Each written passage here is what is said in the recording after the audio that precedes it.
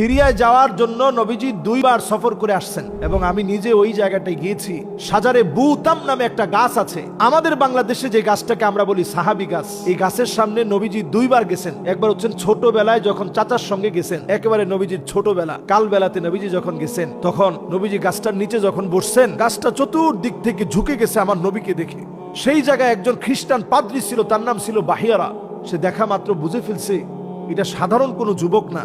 যেই যুবকের জন্য গাছ ঝুঁকে যায়, সঙ্গে সঙ্গে বাহিরা ডেকে নিয়ে গেছেন এবং বলছেন যে তোমরা সবাই মিলে আমার এখানে এসে খাওয়া দাওয়া করবা। ইয়া মাশারা কুরাইশ ইন্নী সনাতু লাকুম তুআমান, আমি তোমাদের জন্য খাবার পাক করব। ফাহদুরু কুল্লুকুম সগীরুকুম ওয়া কাবীরুকুম আবদুকুম ওয়া হুররুকুম, স্বাধীন পরাধীন ছোট বড় সবাই আসবা।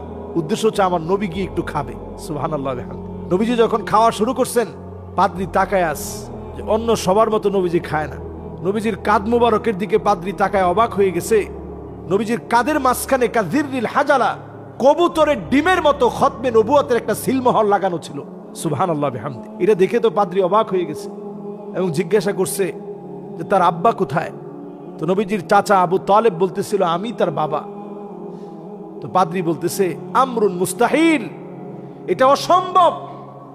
তার বাপ তো জীবিত থাকার কথা না, তার বাপ তো দুনিয়ায় আসার আগেই চলে যাওয়ার কথা। আমরুন মুস্তাহিল, এটা অসম্ভব বিষয় যে তার বাপ দুনিয়ায় বেঁচে থাকবে। নবী সাল্লাল্লাহু আলাইহি সাল্লামকে নিয়ে চাচা চলে আসলেন। এটা হচ্ছে একবার। আবার দ্বিতীয়বার নবীজির বয়স যখন 22 বছর, পূর্ণ যৌবনা যখন আমার নবী পূর্ণ যৌবনে যখন নবীজি পদার্পণ করেছেন, তখন খাদিজা রাদিয়াল্লাহু তাআলা আনহার ব্যবসা নবীজি যখন দেখতেন, সেই মুহূর্তে নবী করিম সাল্লাল্লাহু আলাইহি ওয়াসাল্লাম তিনি সেই সময়ে ব্যবসা পরিচালনার জন্য এই সিরিয়ার ঠিক এই সাজারে বুতাম, যেই জায়গায় যে গাছটা আজও আছে, আমরা বাংলাদেশের লোকের এটাকে সাহাবি গাছ বলি, কিন্তু আসল গাছের নাম হচ্ছে সাজারে বুতাম। এই গাছের সামনে নবীজি গেছেন, এই গাছের এখানে নিয়ে বিশ্রাম নিছেন। তো নবীজির সাথে এই জায়গার সম্পর্ক কত গভীর চিন্তা করেন। নবীজি সাল্লাল্লাহু আলাইহি ওয়াসাল্লাম বারবার এর জন্য শামের কথা বলছেন, তুবা লিশাম, শামের জন্য শান্তি আল্লাহ তাআলা দিবেন। হাদিসের মধ্যে নবীজি বলছেন ইন্নাল মালাইকাতার রহমান বাসিতাতুন আজলিহাতাহা লিশাম, এই শামের জন্য ফেরেশতারা ডানা বিছায়া দিবে। নবীজি সাল্লাল্লাহু আলাইহি ওয়াসাল্লাম বলছেন আল্লাহুম্মা বারিক লানা ফি শামিনা, আল্লাহ আপনি আমার শামের ভিতরে বরকত দেন। নবীজি সাল্লাল্লাহু আলাইহি ওয়াসাল্লাম হাদিসের ভিতরে একটা দুইটা কথা না, শামের ব্যাপারে নবীজি বলছেন শাম হবে মাহশার ওয়াল মানশার, সারা দুনিয়ার মানুষের আশ্রয়ের জায়গা হবে এই শাম। নবী করিম সাল্লাল্লাহু আলাইহি সাল্লাম শামের ব্যাপারে বলছেন আকরু দারিল মুমিনিন আশ-শাম, মুমিনদের সবচেয়ে নিরাপদ জায়গা হবে এই শাম। সুতরাং বোঝা যায় এই শাম বিজয়ী হবে, এই শামকে কেউ শেষ করতে পারবে না।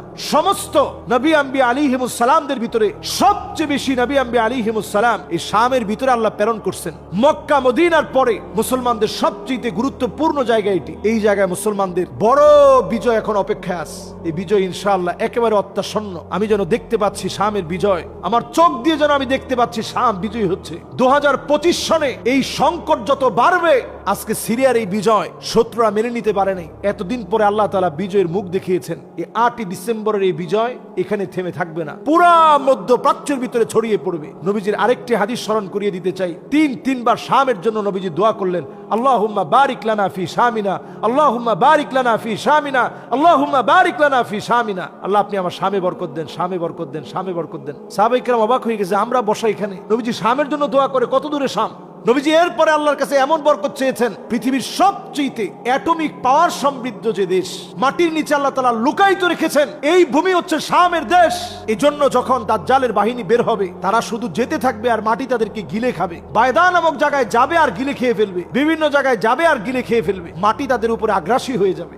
এই মাটি আল্লাহর কাছে বড় দামি মাটি। এই মাটিগুলো মুসলমানদের বিজয়ের পক্ষে সাক্ষী হয়ে যাবে। শামের ব্যাপারে নবীজি সাল্লাল্লাহু আলাইহি ওয়াসাল্লাম বারবার